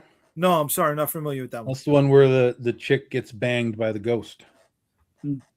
Oh. Yeah. it happened to me in Jay's house one time. No, he didn't. Okay. That wasn't a ghost. He just blindsided you. Yeah. He had that fucking night paralysis fucking thing, man. Yeah. Nah. You all fucking know that night. That was just Jay with his cheat on. Holy shit. Okay, I'm sorry. What was your fifth one? Based also, Jay Rosario, Entity is based on a true story. Really? Yeah. Okay. I And mean, the what last was your fifth one? The last one is The Sadness. The Sadness. I'm not familiar one. with that either. It's a Taiwanese zombie movie. Oh, Okay. interesting. All right, you went. Yeah. A lot of your things went overseas there, bud. You know? Yeah. No, but interesting. I'm not too. knocking it. I'm just like, okay, you're more well-rounded than me. Because my honorable mention, and I don't give a fuck what anybody says, this is a motherfucking horror fucking Laser movie. blast. No. Fucking Willy Wonka and the Chocolate Factory Oh, is a fucking geez. horror This movie. fucking guy. Here we go. You and your Kids childhood. fucking die. Yeah. The kids fucking died from eating Hell, candy. They fucking died. All right, you never saw them come back. You never saw them fucking come back. The kids fucking died from eating candy. That's You got my an Oompa honorable Loompa mention. fetish. It's a That's horror it. fucking movie. Seriously. And the Oompa Loompas. It's just I don't all give the a fuck. chocolate. He just loves If all you the got a chocolate. little person showing up to me with an orange face and green hair, I'm kicking the motherfucker. Nah, Did that you is right. You don't fucking do that to me. You Are don't He you fucking- wants to be the centerpiece in a midget gangbang, is what it was. And he's just, Negative it's all good fans day. to come to life. That's just In a tunnel full of Okay. lights. Like a bunch of little Okay. Donald Trump dressed motherfuckers. Like, They didn't get the golden. That's funny. they all jerking all fucking Willy Wonka chocolate on you, Jay. That's it. They died from eating fucking candy. All right, anyways. And the Bomb was a fucking he was a fucking closet perv because the snozberries were real fucking snozberries, and one of his other fucking book, the snozberries were little fucking balls of fucking jizz. So fuck you. Yeah, Side note, look it up. Look at Jay the fuck eats up. ass the way they lick the wallpaper in that movie. Fuck that. Fuck that. Okay, so here we go. Here's my top five. Nightmare on Elm Street. Nightmare on Elm Street. That was you can't go to sleep. I don't know how that doesn't fucking scare you. You know, you just fucking can't. And I know a lot of people didn't like it. I like the remake. Derek, you and me went to go see it. You know, they laid it out. They laid it out on Front Street. He was a fucking pedo, right? Where it was insinuating the other ones. So they fucking went for it. So let me just cut in real quick. That movie could have been great had they kept the original plot where he was accused, and then he would have had more reasons Freddy Krueger to go kill his kids. Like, dude, I was fucking innocent. You guys pinned it on me. I'm gonna kill all your fucking kids. But then when they did the reveal that he was actual pedo, I was like, all right, fuck it. He fucking leaned in on it. He doubled down. Yeah, no, that's great. But it would have been great if he were an innocent man that got killed by the people in the town. I'm like, oh. Yeah, you changed the whole scope of the film if he was an innocent guy. Yeah.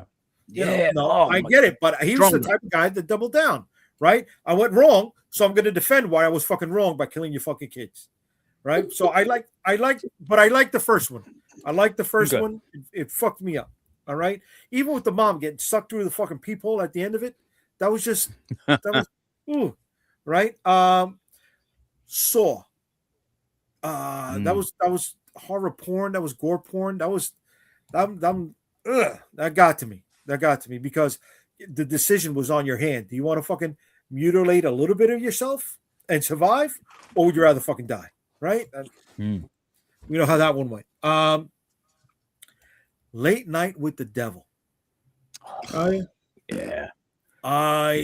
Come on. I still talk about that to this day. That's a good flick. That fell apart so fast. And are you kidding me? No, disaster. And now all of a sudden, like it just became like diarrhea. Totally agree.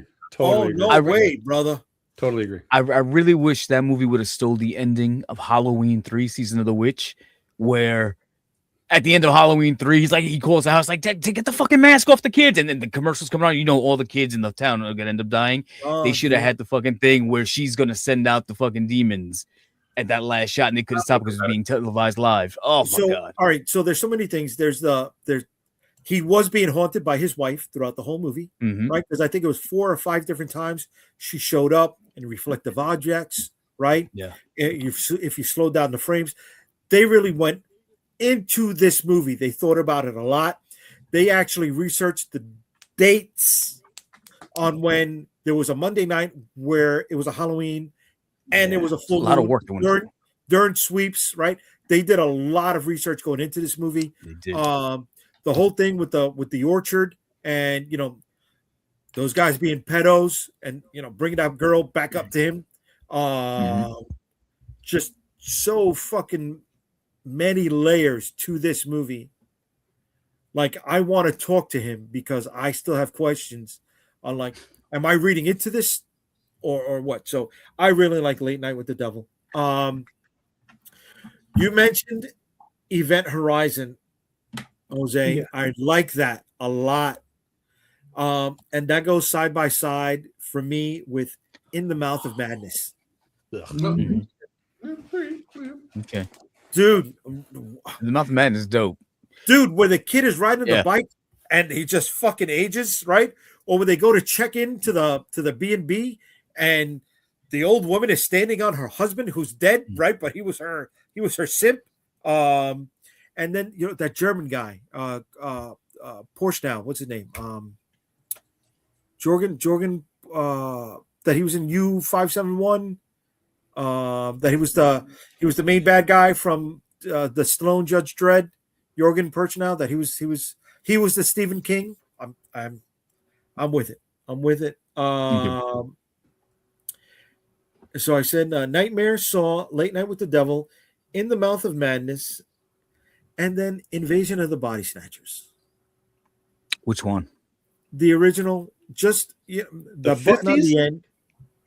Yeah, well, Kiefer Sutherland at the end. That's not the original. Yeah, that's the original. The 70s remake. I'm sorry. The 70s remake. Okay. Yes. And you know what? I got one more. I got one more fucking honorable mention. Master of Illusion with Scott Bakula. Yeah. Yep. I like that one. I don't like any of that stuff. That he was a magician that actually learned from a fucking cult. It was a Wes Craven piece. That's it. Nobody brought up anything Wes Craven. I don't like Wes Craven stuff usually. Oh, I brought up very little. I like Nightmare, but I don't like much else that he does. Yeah, I'm not a Hellraiser guy. Yo, but what? Enough. Horror's making a strong comeback now. Like strong. Like over the last 5 years, and specifically the last 3 years. I mean, movies like Long Legs, Talk to Me, fucking Weapons. Yeah, the Weapons is probably in my top 5. I would take 7 out and put Weapons. Weapons was fucking incredible. Weapons was a pile of shit. Yeah, I Wow, yeah, Epic pile of shit. I'm sorry. I'm sorry. Oh, she got an Oscar. Wild, epic pile. Well, she in her context, she did a great job. Like, there's elements of Weapons that I look at and I'm like, this was okay. I liked her voodoo shtick and stuff. Like, there's elements of it, but as a construct, like, this is garbage. I'm bored. I was bored through the whole fucking thing. I didn't want to be there. All the kids doing the Naruto run. Like, I don't want to be there anymore.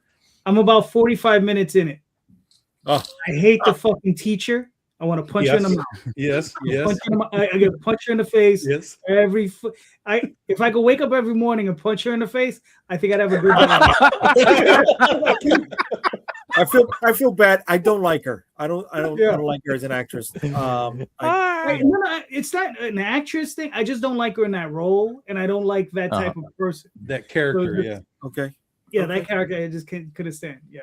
I'm sure the actress is a fine lady. I'm sure she's a great person. I hope. And here I got a an honorable mention. Witching Bitching. There you go. Witching Bitching. It's a film out of Spain. It's a Spanish film. And it's hilarious. It's funny because the ending to Witching Bitching is very similar to the what was the one, the Late Night with the Devil. Late Night with the Devil. Yeah, very similar to that. Like, the movie builds up, and then there's just this batshit crazy ending. That's why I like that film, the Late Night with the Devil, because also Suspiria, the new one, because I haven't seen the original, but at the ending it has that batshit crazy ending. That's why I like it. Yeah. Okay, I'll tell you something that you guys should try. It's kind of a hard watch because I think it's a Swedish film, so it's the language it's fucking off. But it came out last year. It's called The Ugly Stepdaughter. Basically, it's like a Cinderella, but instead of focusing on Cinderella, it's focusing on the stepdaughters that are going to go to the ball and try and get the prince. And so, but it's very based in now, because it's all about basically fucking this girl up so that she gets more pretty. They're fucking up with her nose and doing all kinds of surgery and shit, but it's old time. It's like Cinderella times, and they're doing like crazy stuff to her face and trying to make her this like perfect princess for the prince. It's a really weird reimagining of Cinderella. And it's like I said, it's kind of a tricky watch because of the dialogue and stuff, but the visuals of it in the story are like, wow, that's nuts. Yeah. Okay. I'm sorry. I mean, you're the only one that's well-rounded and worldly with their viewing. Rec and Rec 2. Right? There was quarantine here in the States, but Rec and Rec 2 was a perfect sequel because it took a different perspective of what happened in the first one, but continued right from the moment where the first one ended. I really like that. And treat the whole zombie thing not as an infection, but as demonic possession. It was really good. That's not that far of a stretch, because it was in the Old Testament. No, not the Old Testament. What was it? I don't read the Bible. I don't fucking know. I'm gonna read it. No, there was something they would say. It says that when hell who's their publisher? He publishes himself. I don't know if you can tell. They've said right when hell is full, the dead will come back. Will walk the earth. Oh yeah, that's Dawn of the Dead. That's Dawn of the Dead. Right. That's why it's like, when you say when there's no more room in hell. Yeah, right. It's not that big of a stretch. I got a funny button for that after the show with Derek. All right, let's see what the chat says about the horror stuff. Dark Crystal and the Birds.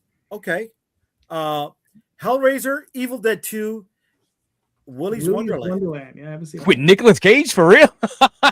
Okay. I didn't know that. The Laser Blast guy is telling you your taste in movies suck. Yeah. That's correct. That's correct, Daphne. That's correct. She's right. She's right. What up, Mark? How we doing, bro? Burks comes back with Last Train to Busan. That was a good one. I really haven't like seen that. that one yet. Yeah, that was a good one. Cube fucked me up a little bit. Cube Well, fucked me that's up. the whole point. It's a horror movie. No, like not in a horror way. It was like perplexing. Like it made me uncomfortable. Not horror. That's what horror is about. Best horror Yeah. makes you feel uncomfortable. Yeah, that's psychological horror. Right. You know I what, like what the worst Serbian thing? film. Oh my God, yo, chill with that movie. The Serbian film. That movie's fucked up. I'm not gonna watch that. No. Ask Richie about that one. But yo, you guys, like one movie that stuck with me for a long time, like days after, and I was just like, yo, I can't even eat today. The ending of The Mist. And it's not even, I mean, it's a horror film, but it wasn't even the monsters or the horror. It's what the father was forced to do. I don't want to spoil it if anybody in chat, even though the movie's 20 years old. But yeah, be put in that spot, and then 30 seconds later, like, fuck, I didn't have to do that. Oh my God, it hurt. Yeah. Oh. That did. Listen, Stephen King had said himself, he said he wished he'd come up with that ending. That was fucked up. Yeah. Oh, that wasn't his ending? No. No. Oh, my That's the thing. Stephen King sucks at endings. He's good with the stuff in between. Right, but the right. ending- No Yeah, happy 'cause endings from Stephen King. The Stand, 800 pages to end up with the hand of God came down and fucking blew up the nuclear Oh, weapon. fuck this guy. What? 800 pages? Yeah. And you give me the hand of God? What? No. What? Come on. Yeah. He's a trip guy, not an end guy. Yeah. Okay. Hostile. William Yeah, says Hostile. hostile. Okay. Yeah. Not bad. Brian, not even for Amazing Candy, JD. No, brother. No, not at all. How about the theory that Snowpiercer is the sequel to Willy Wonka? I never heard that theory. Oh, I'd like to hear more about that. I thought it was just another take on Yo, the Wizard of Oz and the Yellow Brick Road, but the train was the road. I just found out that there's an animated Willy Wonka sequel by Taika Waititi coming out. I think it's on Netflix, where Willy Wonka's coming out of jail for turning one of the kids into a raspberry or some shit like that. Oh, you see? Yeah. You see? Yeah. Yeah, I'm not going to watch it. So- I'm not going to watch it. Okay, Brian says Weapons was okay. Weapons, I thought you were talking about horror, not lame comedy. Yes, Weapons sucked fucking balls. My side of the wall is getting bigger. I like it. That sounds awesome. Wreck is incredible. That's right, it was. No. Zombies are in the New Testament. Really? Well, yeah, I that's did not know Lazarus, and that's Lazarus. Yeah, it's called Easter Sunday. That is true. Yeah. Yeah. That's Lazarus. Where the fuck did he go? He was just here 2 minutes ago. Okay. You know,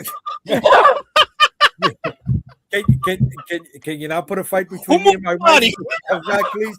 I'm looking forward to meeting my wife. But he's talking about Jesus, but that's not even what he's talking about. He's talking about Lazarus, He's talking about Lazarus and literally the rising of the dead. Well, I was talking about Jesus, but all right. Yeah, Lazarus, no, but there's a literal another aspect of it where there's actual zombies. That Oh rise. shit! Yeah.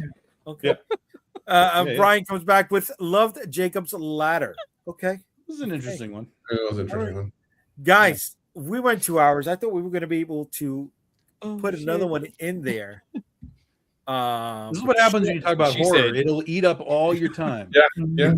It did. So before these 2 hours are up, which is coming right here, guys, why don't you tell the people who are watching and that will be listening later on where they can find you? We're going to start off with you, Derek. Where can they find you, brother?